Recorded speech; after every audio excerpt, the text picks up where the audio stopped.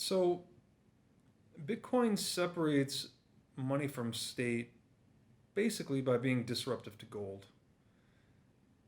States hoard gold so they can force, so they can do two things. So they can manipulate its price to protect their currencies from competitive threats, and so that they can force others to use those currencies, basically. Again, all dollars started out as redeemability notes for gold.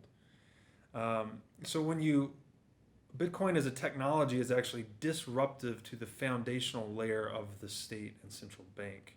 So that's how it is separating the function of money from the state. It's actually removing it from their ability to control.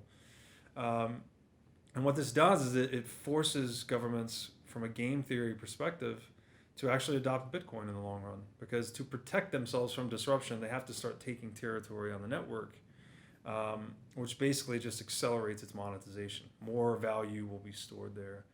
And I think how we're seeing it today is it's happening at the periphery.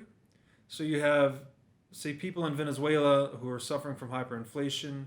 They're preserving wealth and capital in Bitcoin so that they can buy coffee or bread or food week over week.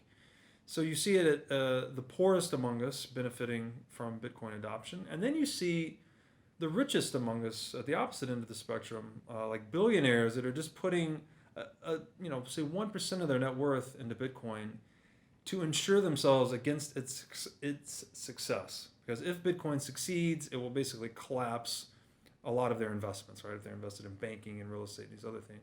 So I think that's how the adoption pattern plays out. Is it starts at the periphery and it just sort of permeates its way inward until it's fully demonetized gold and disrupted the state.